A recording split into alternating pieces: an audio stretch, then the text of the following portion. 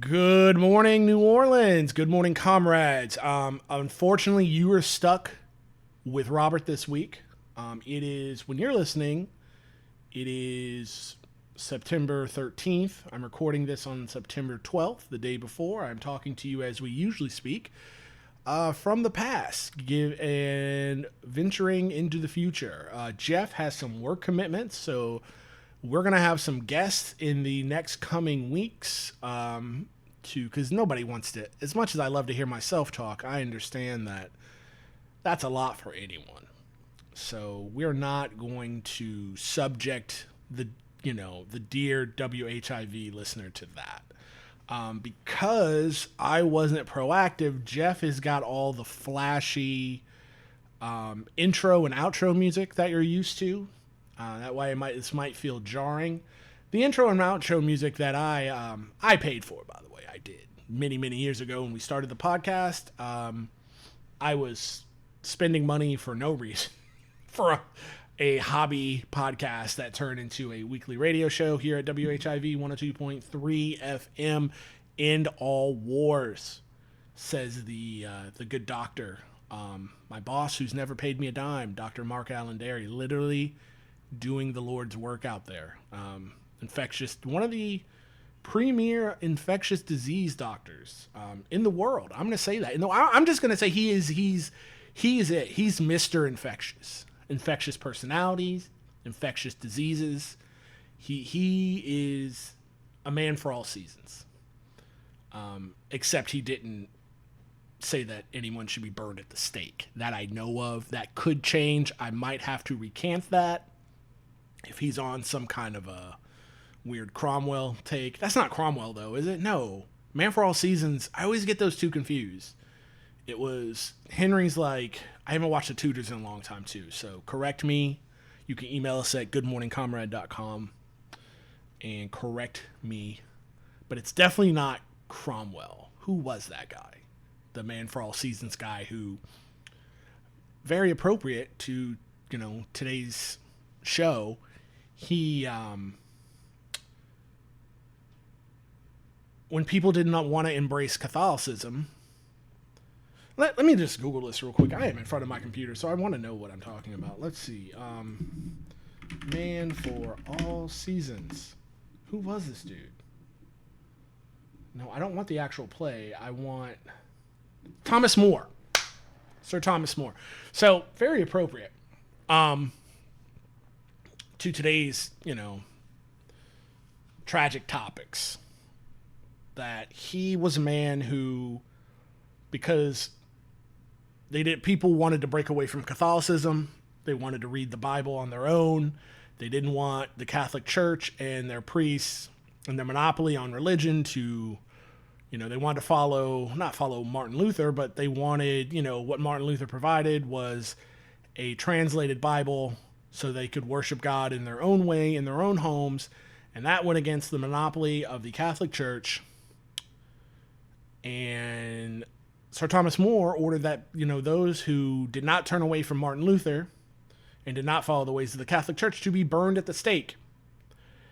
And I'm sure at no time he ever thought that he himself would be burned at the stake by his friend, the king, when the king turned against Catholicism, because apparently Anne Boleyn had it going on like that. Apparently she was whatever medieval English people thought had the riz. What do the kids say? Hot S, type-ish, they thought she so good made him drop Catholicism. The thing was so good, it made him change his religion. It must have been something.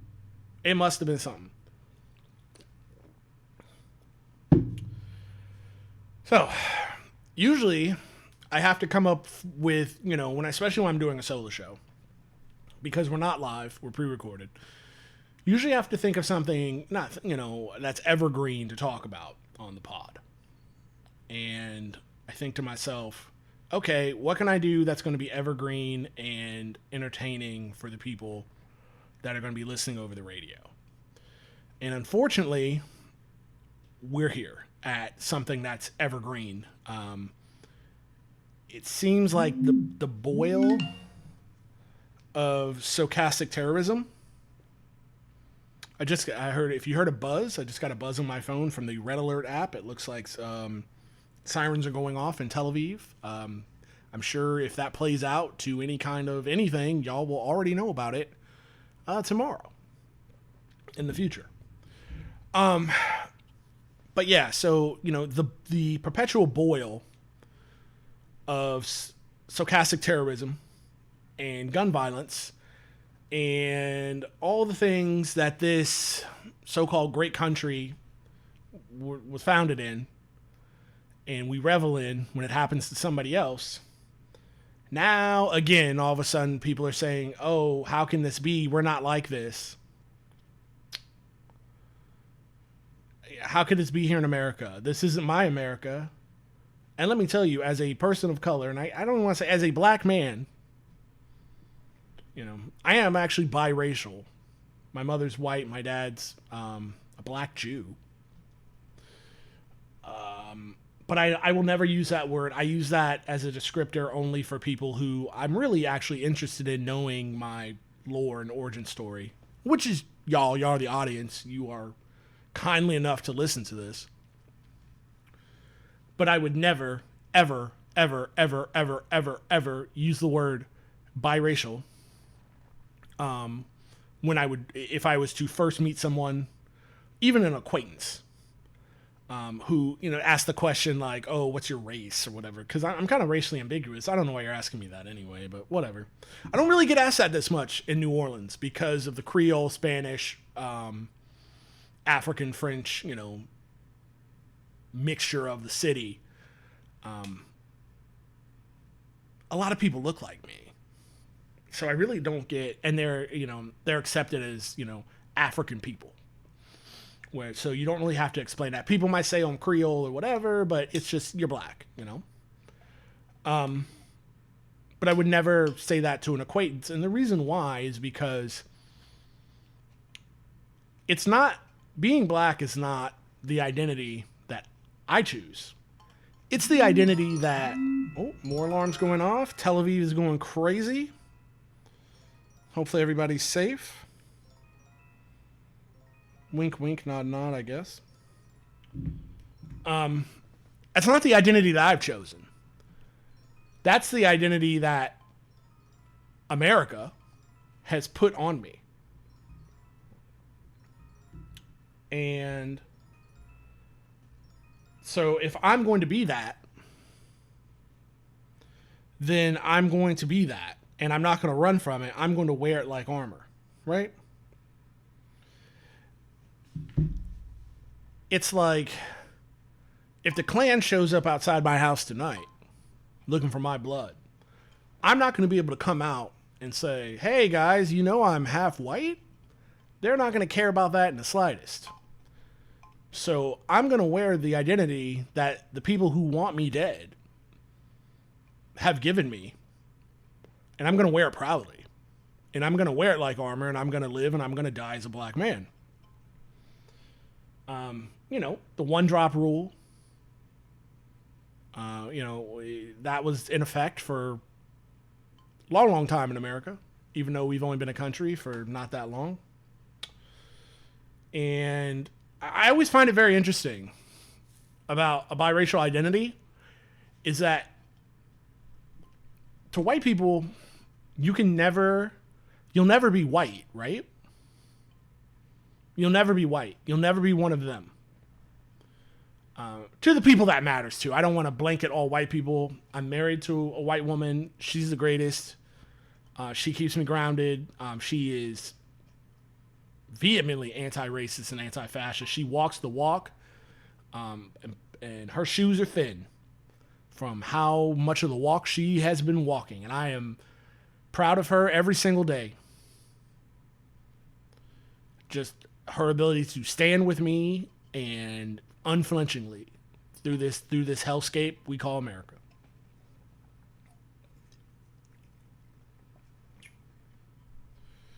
But the funny thing is about about being biracial is, to the people that this actually matters to, the racists, the fascists, you'll never be one of them.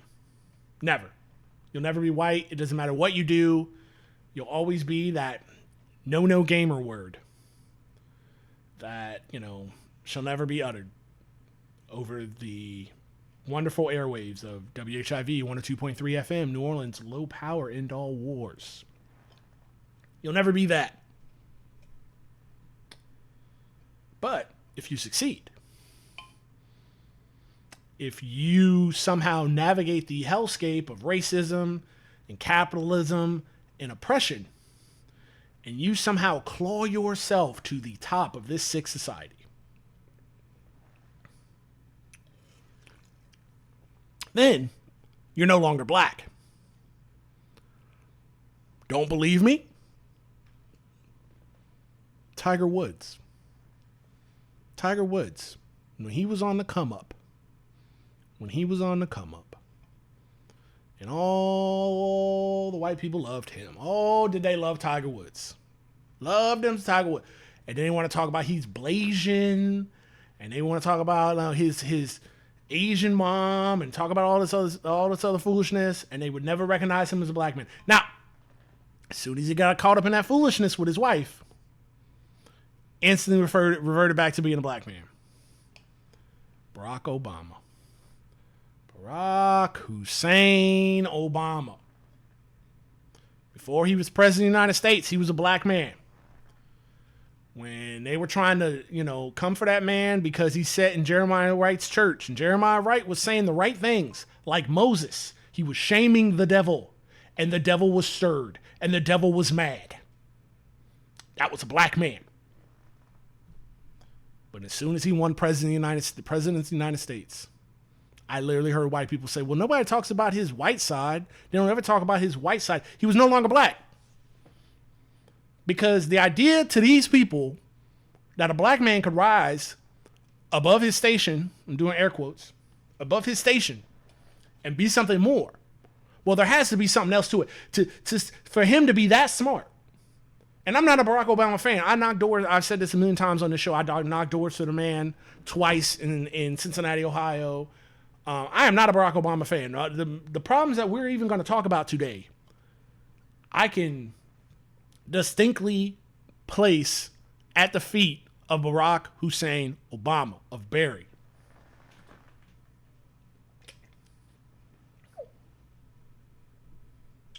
But as soon as he won the presidency, they want to talk about his white side, talk about his mom. I literally had white people say, well, nobody wants to talk about him. He's mixed. He's not black. So you'll never be to these people. So there's no use of trying to appease them. You throw the garden party for yourself. You're not going to please everyone. You're not going to even please half the people. You have to please yourself.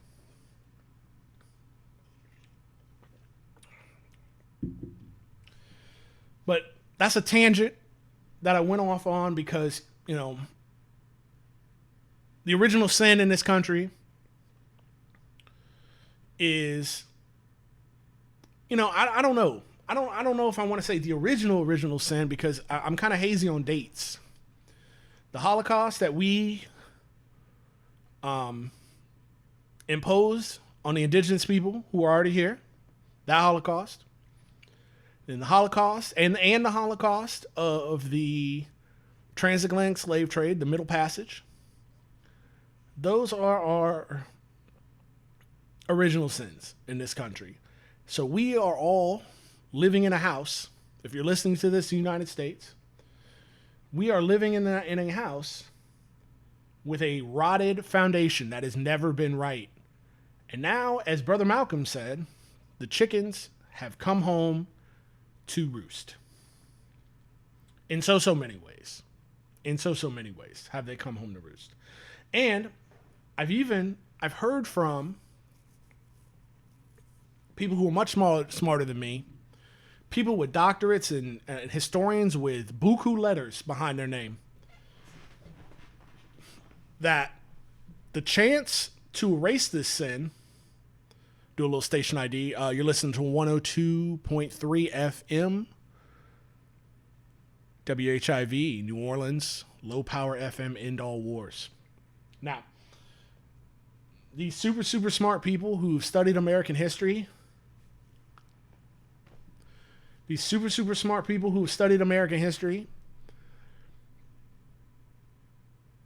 they will also tell you that the chance to correct these sins was squandered after the Civil War. And the idea that we didn't at least exile from the United States these Confederates, make them go to Mexico, make them go to Canada, make them go somewhere. The Confederate generals, if not execute them. I'm not a death penalty guy. I'm not a pacifist either, but a whole nother thing. I'm not a death penalty guy because I drive around the streets of New Orleans and I see potholes, I see citywide corruption, I see screwed up infrastructure. You can see that anywhere. That's not a New Orleans thing. You can see that anywhere in the United States. But I see these things. And I go, the reason why I'm not a death penalty guy is this, because I'm definitely not a pacifist. But the reason why I'm not a death penalty guy is this. You're telling me, as I look at the crumbling infrastructure of the United States, you're telling me that I'm supposed to trust the same people who can't fill the potholes, that they're going to murder the right people. You're telling me that I don't see it. You're going to have to show me a little bit more before I'm going to be able to trust you with that. You understand what I'm saying? If we were living in some kind of utopia, even some kind of it's a dystopian, story. It's Philip K. Dick's Minority Report. Even if we lived in some kind of material utopia, like a Minority Report, and we had a way to figure out pre-crime, that's an argument you could convince me. I don't think you could fully get me there, but I'd be ready to listen. But again, you telling me the same country that we have people sleeping under the bridge while NFL teams are crying about they need a subsidized new stadium and a new scoreboard. Cincinnati, Ohio, I'm talking to you. I know about that. It's my second home. That the city needs to pay for, but yet you got people living under the bridge. You telling me I'm supposed to trust that government to murder the right people? I don't think so. I don't think that's how that works. No, sir. But back to my point on the Civil War. We think that we didn't exile these people or kill these Confederates, kill these Confederate generals, and that we let I want to say working class or the poors who fought, just your average Confederate soldier who just got kind of duped, that we let them just integrate back into society with no truth and reconciliation, with no re-education, that we let the South slip into poverty and chaos and disrepair with our reconstruction, doing air quotes. Well, that just created a cancer that turned into a boil that allowed these people to fly that racist trash flag, allowed these people to, put up monuments to people who had nothing to do with nothing, but you just wanted a racist symbol for me to look up at to know my place. I think about here in New Orleans, a couple years ago, one of the only good things the mayor, the former mayor of the city, Mitch Landrieu, did. He burnt a little Capitol. I'm sure he burned the Capitol. He burnt a little, political capital on his way out. And he got a lot of the racist Confederate statues down because New Orleans was didn't even fight any war. The closest we got was the Battle of New Orleans fighting a war, and that was against the British. The Confederacy didn't even have a stronghold here. This city had nothing to do with the Confederacy, but yet these statues still went up. Now we still got not Jefferson, but we still got racist genocider Andrew Jackson down in the French Quarter. That needs to go. by any means necessary. But yeah, that needs to go. But we finally got those down. And the thing about, we put Robert E. Lee downtown on a 100-foot tower, so you had to look up at him for some ungodly reason. And I said, look, man, if you want to put a white man who had nothing to do with the city of New Orleans, put John Brown up there. I'll go by there and I'll lay a wreath out there every Sunday and salute the damn thing every day. For that, if we want to put white people up that has nothing to do with New Orleans, that's fine. But because New Orleans is a liberal city, and as we know, liberals get it wrong all the time, they do a solution that doesn't help anybody. They take, terrorist Lee down, terrorist slave owner, racist, genocider Lee down, and they replace it with nothing. Instead of just being like, hey, if you're going to make people mad for that, put John Brown up there. I'm dead serious. Because at least you're going to make some people happy. But they call it harmony circle now, but ain't nobody harmonizing under nothing. But it goes back to my original point, to where, like, instead of flushing all this evil out of our system, right? Like a blood transfusion, we just allowed the bad blood to just settle and sit.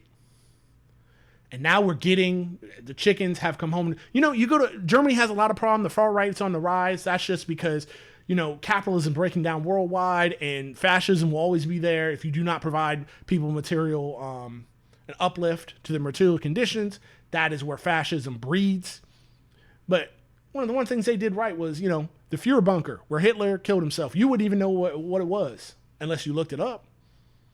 There's not a plaque. There's not a memorial. It's a mall parking lot. That's the reverence that the Confederacy should have been treated with here in America, which means absolutely none or negative reverence.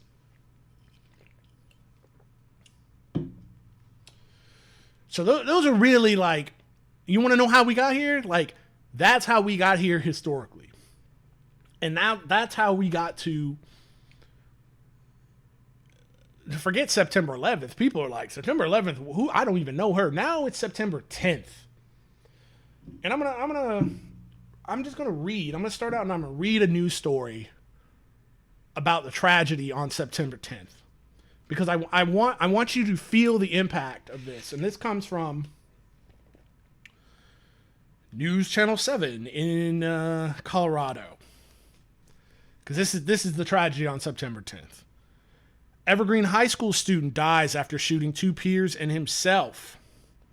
One victim is in critical condition, while the other suffered non-threatening injuries and is stable. Jefferson County Sheriff's Office confirmed that the subject's wounds was self-inflicted.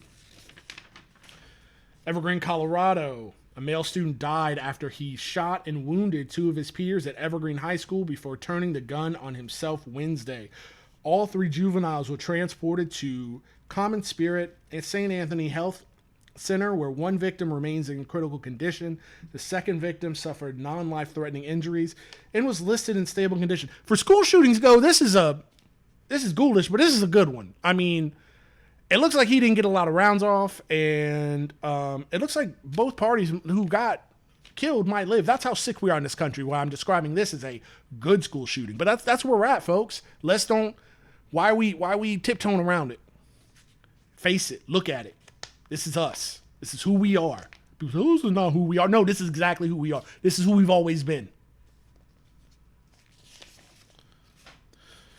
In an update Wednesday night, hospital officials told Denver 7 that the second victim is now fair and had been transferred out of the hospital to a different facility. Jackie Keeley, spokesperson for Jefferson County, is not clear what led to the shooting. Spoiler alert, it's another groiper. And I know a lot of people who listen to the show aren't as sick and online as I am. A groiper is just like a turbo Nazi. Like, if you've got, liberals enable fascists, and then liberals enable conservatives, conservatives enable fascists, fascists enable groypers. So what a groyper is, the best way I can describe it and keep it quick, a groyper is a Nazi who thinks he's the Joker from Batman. That's a groyper. He thinks he's cute. He thinks he's funny. He thinks it's a laugh, right? He might not even be racist. A white groiper can have black friends and acquaintances because he just thinks the racism is funny and ironic. I'd rather touch the moon than try to figure out these people's thinking. It's not to be identified. Used a revolver during the shooting. That brings us to gun control. A revolver, 6 shots. Okay, now you see why it wasn't a mass casualty event, which happened on school grounds, both inside and outside the building. The sheriff's spokeswoman stated that the first 911 call was received at 12:24 p.m. Law enforcement response was swift, he said. We're law enforcement. Police and fire just showed up. When you hear the words active shooter, you know that there are kids involved. We're coming, she said. Wow, I mean, +1 for them. That's better than the cop on his phone in Uvalde, afraid to go in the building, but checking his Tinder account with the Punisher logo wallpaper on his phone. So that's a one. That's +1 for the Colorado cops. Let's see. Law enforcement established a reunification point at Bergen Meadow Elementary, located at 1228 South Hewan Drive. Sounds like a native name. That's what we do. We genocide you and then we name a street after you. Hello, Martin Luther King Boulevard. All students have been reunited with their parents, according to the sheriff's office. Interviewing dozens of students and staff members who witnessed or heard the event. Jeffco Public School Superintendent Tracy Dorland spoke during a press conference following the shooting, expressing anger and heartbreak. I'm devastated to share this news with you. I'm also angry that no child should absorb this, that no child should ever face this kind of danger, and no community should be asked to absorb this kind of pain, she said. In light of Wednesday's shootings, Jeffco Public Schools has canceled Thursday classes for all schools in the Evergreen and Comfort articulated area. Plans for Friday classes will be released on Thursday, according to the district. This is from Colorado Governor Jared Polis, who released the following statement. My heart goes out to the victims and their families as they grapple with this senseless act of violence. I, the Evergreen community, and the entire state of Colorado are devastated by this tragedy and will keep the victims as well as their friends and family in our thoughts. State law enforcement is assisting at the scene, and I'm offering the assistance of my administration in the days ahead to get children and families the resources needed to cope with this terrible act of violence. This kind of violence has absolutely no place in Colorado or anywhere else, especially our schools, where kids should feel safe to learn and grow. No family should ever fear for their children as they send them to school. I will continue to monitor the situation from my public safety team. How many times have we heard a statement just like that? How many of our children have been sacrificed on the altar of the Second Amendment and the altar of the gun? And that is the permanent eulogy that they get. How many times? I mean, I can't even count. Like, I am a Columbine kid, right? So when I say I'm a Columbine kid, like that's where I grew up. You know, that not where I grew up. That's the age I grew up in. And Columbine, like, scared everyone out of their drawers.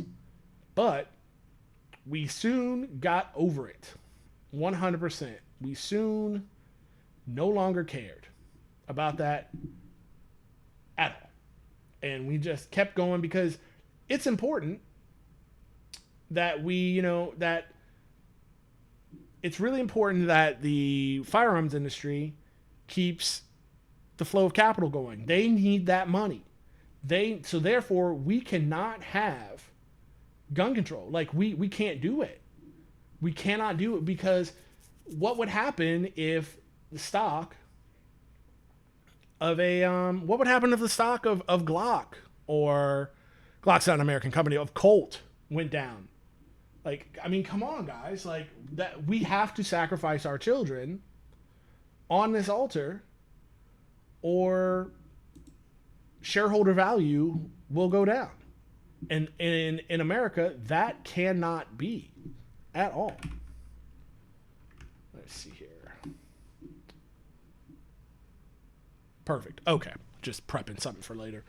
But yeah, I mean, this is as good. I mean, what else can this man say? But unless you're pushing for gun control, this is going to carry the same weight as thoughts and prayers, which has become a meme at this point. You're listening to WHIV 102.3 FM, low power New Orleans, end all wars. Victim advocates, mental health professionals, victim compensation representatives, and school personnel will be at the center from 9 a.m. to 5 p.m. on Thursday and 9 a.m. to 1 p.m. on Friday. The center is open to all students, faculty, family, and community members, according to the Sheriff's Office. Information about retrieving vehicles and personal items from Evergreen High School will be available at the center. Students and staff who witnessed the shooting have not yet spoken with an investigator and asked to come to the center to do so. Shaken parents rushed to the reunification center on Wednesday afternoon for any word on the condition of their children following the shooting. Ty, a freshman, told Denver 7 he was outside on campus when he heard popping noises and tried to get inside as soon as possible. It was just a lot. Yeah, buddy, I bet it. I mean, I don't mean to laugh, but like, yeah, that's a lot. That's a lot you shouldn't have had to go through. And for you to just describe it as a lot is... like, these kids' lives are ruined who saw this. Do you understand? Like, the kind of therapy and the kind of, like, they're not going to feel safe in any public space ever again. If so, it's going to take decades. It just doesn't affect the people who caught lead or the shoot. It affects everyone who watched this, everyone who was in that vicinity. It affects all of us. Like, we now have more traumatized kids who are going to be desensitized to violence and just think, hey, this is just a thing that happens. This is the thing that our adults allow to happen because they don't care about us. They don't love us. They love shareholder value. We don't care, but they don't care about us. And then therefore they will become adults if they consume enough calories and stumble into adulthood, who will carry that same trauma and nihilism to another generation. You know, it's funny. Like I'm really trying not to like be too flippant, but the adage of, you know, I'm 44. Our parents, you know, what they say, oh, when I was your age, I walked to school in the snow both ways uphill. These kids, what are they going to say? Like, before third period, we already had 2 mass casualty events. Stop your crying. That's the world that we are handing over to these children. We've already handed it over. It's not even a thing that can be stopped. The only thing now we can do is try to contain it. It's the world that was handed over to me. I just saw the beginning of the beast. These kids are in the belly of it. I walked outside gym and heard shots. Multiple shots kept firing, he said. Just loud pops at first. I didn't think it was anything. That is the thing about firearms. If you've never heard a gun go off before, it's not like the movies. It just doesn't sound like that. And your mind will not place it as a gunshot. It's one of those things. It's weird. But once you've been to the range, you're, comfortable with firearms, like I am, I'm a Marine Corps vet. And you hear that sound, it's bung, bung, and it's unmistakable, You know what that sound, what the smell of, not cordite, but gunpowder is. It's really an accustomed thing. But if you've never heard it before, you would think it's just like party poppers or, small fireworks or something. It's not a bang, bang, bang, bang, bang, like you would think like in a movie. I didn't think anything. I just heard it repeatedly and it kept shooting and then I knew it was shots. Ty said his phone was broken and he was unable to text his parents. How terrifying. Denver 7's Veronica Acosta spoke with students and parents at Bergen Meadow Elementary, and she has more reactions from students here. That's a link. Got this off the interwebs. Students fleeing from the shooting could sought refuge at a nearby home, and the heartbreaking moments were captured on a Ring doorbell camera. Thank God those children weren't shot. Like many of a kid who's went to a door. We just had a kid the other day. Just him and his friends were ding dong ditching and got murdered. Thank God that somebody in this neighborhood didn't hear shots, think it was World War III, and just started firing on the first person they saw. Like this other monster did. Shot a 11-year-old child in the back in Texas for doing ding dong ditch. Stuff that boomers have been doing forever.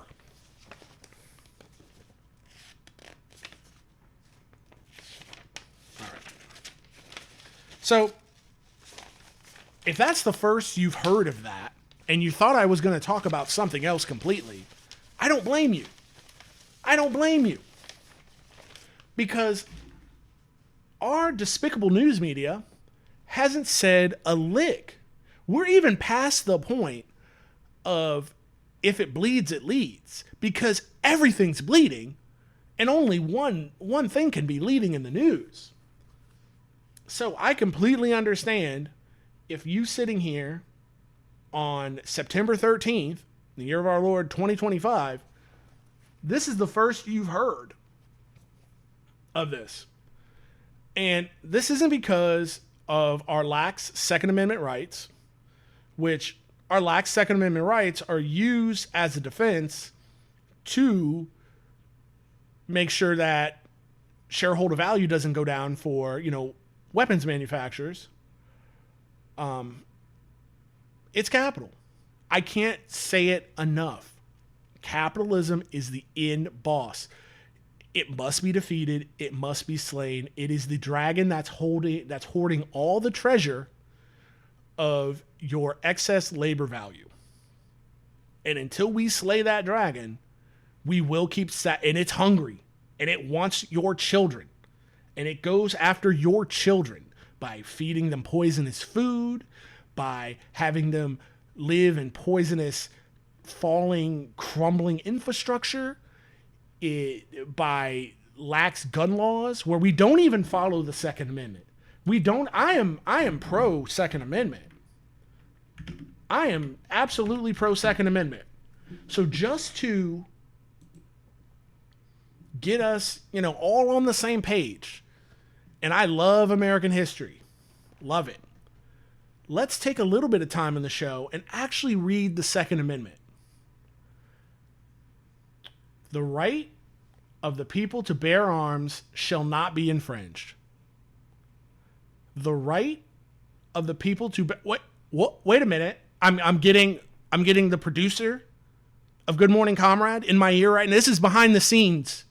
This is behind the scenes knowledge I'm giving y'all right now. This is not every show does this, but the producer in my ear for Good Morning Comrade is talking to me, and the producer is me. And I didn't read. They're saying that I left out half of what the actual amendment says, the actual Second Amendment. So, I'm prone to being wrong once a year. I guess this will be the time. Let me read the whole Second Amendment, because apparently it cut. Oh, I see it. I see it now. I see it. Let's read it. Second Amendment, Constitution of the United States. A well-regulated militia being necessary to the security of a free state. The right of the people to keep and bear arms shall not be infringed. They always leave out the well-regulated militia part. Always. Because that doesn't compute with increasing shareholder value. That doesn't compute with you and your buddies that want to go to Honey Island Swamp and go to the range. You and Bubba, who go get Chick-fil-A in the morning and then go to Sportsman Warehouse in the afternoon and buy a new gun when you've already got 50 of them at home, you got two hands, and you got 50 guns for some reason, are not a well-regulated militia. The well-regulated militia is the Army National Guard, which is being used, who, under their own charter, they are under control of the governors, Because what the Army National Guard is for, it's not for Donald Trump and whatever fascist comes after him or before him. I don't care, Barack Obama or whoever. It's not for them to unleash the army on American citizens, which is what they're doing. Obviously, we all know that. They want to do that now in New Orleans, and the governor is all for it. What the Army National Guard is for, forget their commercials, where it's like, oh, we saved a puppy from a flood. Oh, we rescued a kitten from the top of a house in a fire, or whatever their dumb commercials are, and they're handing out MREs to people in America who, after an earthquake. No, that is not what they're for. They are for what the Second Amendment says. That's why they take a pledge to the Constitution and they take a pledge to the governor, not the President of the United States. What the Army National Guard is for is when the federal government gets out of hand, and if there ever was a second Civil War, the Army National Guard would be on the side of the states protecting us from a fascist federal government. Let's read it again. A well-regulated militia being necessary to the security of a free state, the right of the people to bear arms shall not be infringed. A well-regulated militia. So anytime one of these yahoos, one of these chuds, one of these gravy seals, one of these American burger enjoyers wants to talk to you about the Constitution, and they want to talk to you about the Second Amendment, make them read the whole Second Amendment. Do not stutter. And make sure that they understand that them and their yahoos chewing skull, trying to get away from their wives for a couple hours at the range, you're not well regulated, and you damn sure ain't no militia. But that is the words of the Constitution. Not this foolishness where you can just go willy-nilly buy a gun. And I like guns. Guns are cool. Guns are sexy. I like talking about guns. I like shooting guns. All that. But guns aren't supposed to be cool. That's a byproduct. They are to murder human beings, right? You see what I'm saying? And you'd be like, well, if we got rid of guns, then wouldn't people just use knives? Yeah, they would, but a knife can cut my steak. A baseball bat I can play baseball with. It has a secondary purpose. A gun has no other purpose than to stop a living thing from living. No other purpose. And then if I do use a knife or a gun or a bat, not a gun, but I use a bat. If I run up in a school and I try to do a mass stabbing, how many people I'm gonna get? 2, 3 before they jump on me? All the kids, right? Or they run away from me? But if I run up in there in a gun, it's anything goes. You don't know how fast the bodies are going to stack is how fast I can squeeze off and how fast I can change mags. That's how fast I can stack up bodies. The weapon has no other purpose. Now,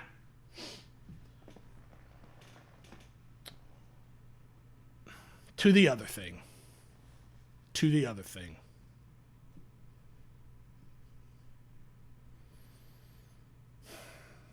Secondary tragedy happened that day. I'm sure you're all aware of.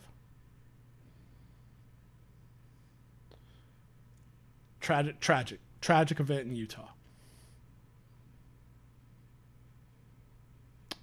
I saw a man die.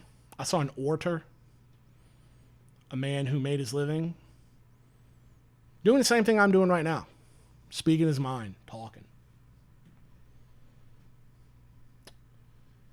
Mr. Charlie Kirk died in a horrific, you're talking to a Columbine kid. Again, you're talking to a Columbine kid who was in the Marine Corps. I have seen the wildest ish. I have seen people's heads cut off. I have seen the craziest videos that used to just get sent to my Marine Corps email. We would just send these around like it was a cool thing to do, to like watch people die. And I think that, our commands had to know that we were watching this stuff, and they had to know it was circulating. Like ISIS videos and stuff, because they had to think like, well, let them watch that because it'll rile them up. And it did. It did. A lot of guys It really, really, really did. And it'd be like, we want to go, Al-Qaeda, ISIS, the guys in Chechnya. We want to go stop this barbarism, right? We want to go fight the good fight. We want to go fight the enemies that the U.S. created and funded, and now we are getting blowback from. But let's don't talk about that right now. Let's just talk about the snuff video that you just watched at 19. That was, watching Charlie Kirk tragically lose his life was live leak level, disgusting. And I saw it, and I wish I didn't. Listen to WHIV 102.3 FM, low power, end all wars. And this man, he certainly was a man. He certainly was. What can we say about Charlie Kirk? He was an orator. He talked a lot. He said things. He was a man that existed. He definitely was that. He was a man that existed on Earth and tragically lost his life on that day. And I really want to, for the last, we got 15 minutes left of the show, just about. Maybe shorter. I might make it to the end of this. I might cut a little short. It depends. I don't know. I really want to celebrate him, Charlie Kirk, in the way that he would want to be celebrated. And he was an orator, and he loved to, like myself, he loved to hear himself speak, and he had things to say. So I really just want to turn this last bit of the show into in the black community, we don't call it a funeral, we call it a going home celebration. I want to turn this into a going home celebration for this man. And somebody who, again, definitely was a person, and definitely, like the kids that we talked about who, were traumatized and shot on the same day, definitely had a family and people who loved him. And all the other school shootings, Pulse shooting in Orlando, those people had people who loved them, and too, just like Charlie Kirk. So I really want to use this time to celebrate the man. And I want to leave you with, what he would want is to get his message out, right? Because, free speech, it means so much to him. So let's celebrate him and celebrate his messaging, and let's just read what the man had to say. And I'm just, I don't want to make this about me. So what I want to do is I just want to read what he said in his own words, with no commentary, no other context added. This is like kind of a moment of silence to where we're just going to be silent. We're just going to take in the words of this man who definitely had things to say. He said during a 2024 podcast with fellow right-wing activist Jack Persovic, "I'm sorry. If I see a black pilot, I'm going to be like, boy, I hope he's qualified." At a December 2023 political conference hosted by Turning Points USA, that was his group that definitely was a group. I guess it still is a group. It definitely was a group. Wired magazine reported that Kirk decried not only Martin Luther King Jr., calling the civil rights leader awful and not a good person, but also the Civil Rights Act of 1965 that outlawed discrimination on the basis of race, color, religion, sex, and national origin, and prohibited segregation. He thought that was a mistake.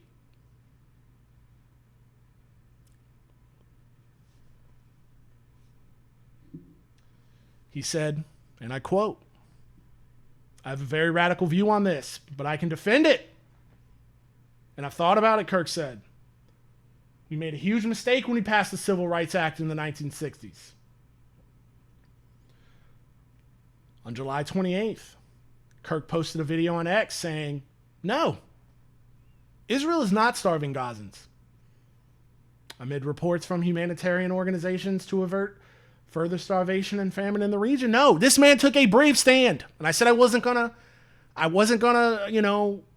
provide commentary, but I want to lift that up. This was his stand. This was that he found so brave of a stance to say that, no, starving child, I can see you starving. I can see you being genocided by the Israeli occupational force. But I reject that.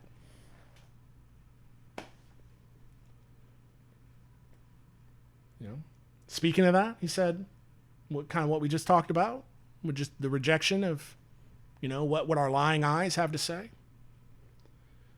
And I quote, Kirk said, I can't stand the word empathy.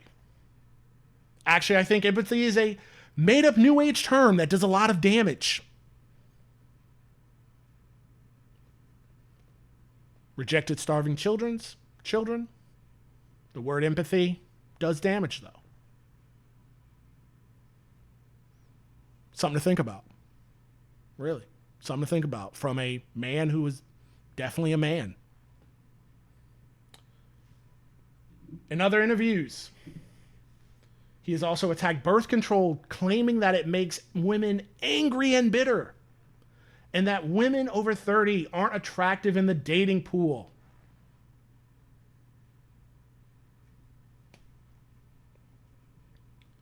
Also, he's quoted as saying, and I quote, America doesn't need more people from India. I mean, we've all thought that, right?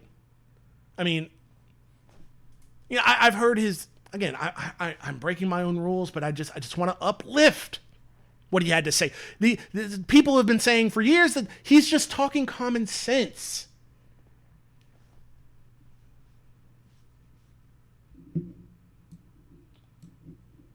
Let's see here. Just want to make sure I don't misquote this man who is, again, definitely a man.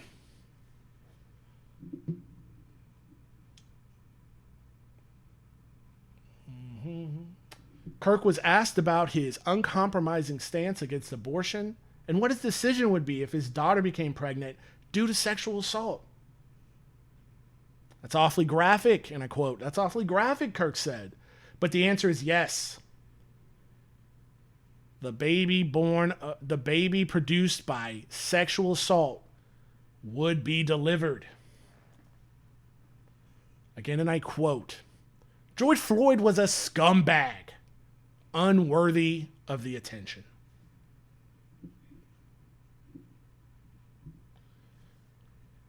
And I quote, now more than ever, we need the wall. With the China virus spreading across the globe, the U.S. stands a chance if we can control our borders. President Trump is making it happen.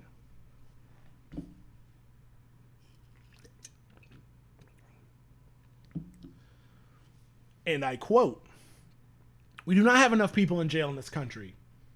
One of my hopes is to turn the Republican Party into a resolutely stronger party on crime, he continued.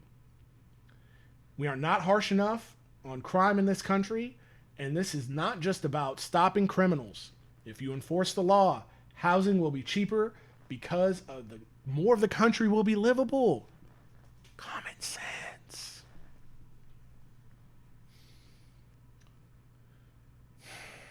And as we wrap up, I'm going to leave you with, I saved this one for last because I thought out of all his positions,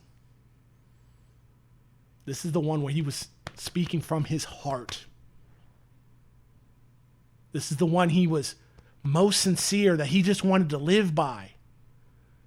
And that he was ready, obviously, ready to give his life for. It is worth it to have a cost, unfortunately, some gun deaths every single year so that we can have the Second Amendment to protect our other God-given rights, he said. The Second Amendment of the United States Constitution grants Americans the right to bear arms. That is a prudent deal that no one talks about. Well, Charlie, I just did for you. I talked about it. And in closing for the show, I hope for all of us, as we sit here and reflect on the life of a man who definitely was a man who said things that I want for you, dear listener, whatever you want for the least of us, whatever you want for immigrants, whatever you want for the queer, trans, gay folks, whatever you want for people of color, whatever you want for women, I sincerely hope that you receive the same in return. That's our show. Thanks again. We'll have some guests lined up. I don't know. You can follow Good Morning Comrade on TikTok. There's 2 accounts.